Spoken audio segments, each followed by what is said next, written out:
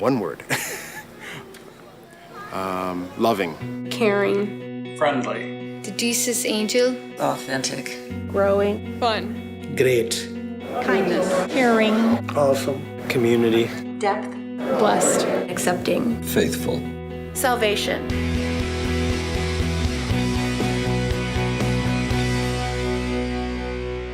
A farmer went out to sow his seed. You know the story. First, my wife and I have found real community, people that actually care about us and are interested in us and want to know what's going on in our lives. Because that's where my friends are, and I love them. It felt like, oh, I'm home again. We enjoy the sermons and the people, the music. Anything you do around here, you feel like you're part of a team, and it's awesome. Just and the mission outreach in the neighborhood too, not just overseas. Everybody likes it. Once they come here, that's what we are aiming on them. Bring them first. The rest of the things God will take care of. We have been planted here by God to sow seeds. The thing that I get out of it the most is the exchange with the other women there. And it's the young age groups, it's the older age groups, it's the middle. We all have something to put on the table, and we learn from each other. My children have grown in ways that I don't think they would have had we not been at Webster. Yeah, and we've gone deeper in the scripture together within the small group and just within the church itself. And it gave me a better understanding of how to read the Bible and how to have a better relationship with God.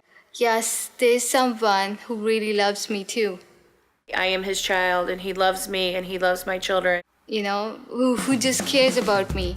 And certainly, just spiritually, I'm fed at Webster Gardens to a degree that I've never experienced otherwise. I wanted to come again and again, and you know, I don't understand all the things, but I still wanted to be getting closer.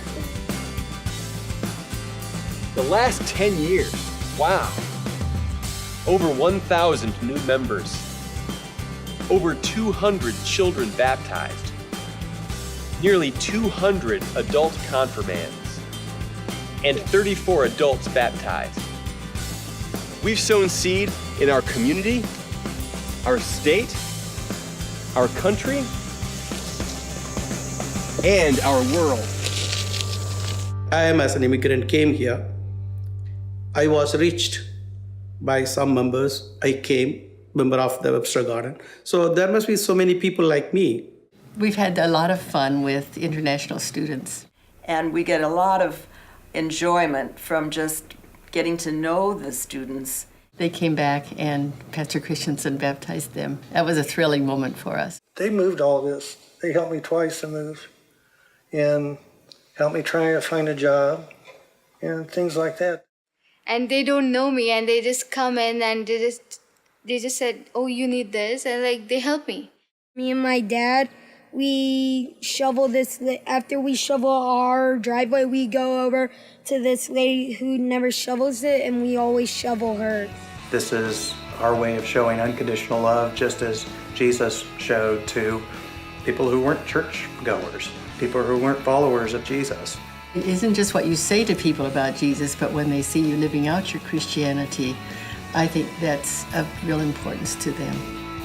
And now we want to sow even more seeds so that more and more people come to know Jesus. Like international students. And New American. And little kids. Medium-sized kids. And even really big kids. And young adults. Because there are fewer and fewer of them in any church. And older adults like him. And her. Another thing I like about the people of Webster Gardens is they're willing to respond.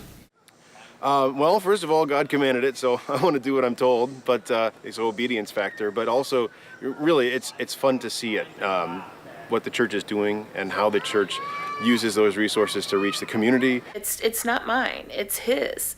That it's something that I should do as a Christian, but I also want to do it. I don't do it because I should, but because I want to. And I was moved by what was happening there, the generosity of the people, and I just went with it. And I was so glad I did. We've had big goals before, and we have big goals now, but we serve a big God. A humongous God. We are a generous congregation. Now we are asking ourselves to step forward in faith and expand that generosity through Planted, a 2-year giving campaign. For the next 2 years, all of our giving will go into one fund. Through Planted, we will continue to sow seeds through our school partnerships and our youth and children's ministries. We will continue to grow strong as we support our ministry staff and maintain our sanctuary and campus. And we will continue to bear fruit as we reach out in Christian service. These amounts together are what we would normally give over 2 years. And through Planted, we will also pay off our debt.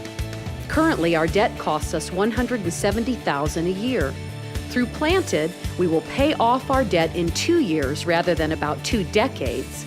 And with no debt, we will have more financial resources to sow even more seeds, grow even stronger, and bear even more fruit for years to come. So who's going to make all of this happen? God is. Through us. Through me. And me. And me. And me. And me. And you. And us. And so they need not only our money, but also our personal help sometimes, but especially money in order to fund some of these things. I think when you put yourself first and you try to satisfy all of your own wants and desires first, then maybe you never have anything else to give. But if you put giving first, then it seems like maybe you don't need so much, but there's always enough for yourself. Over the years, we've seen that God continues to provide. God is going to take care of you.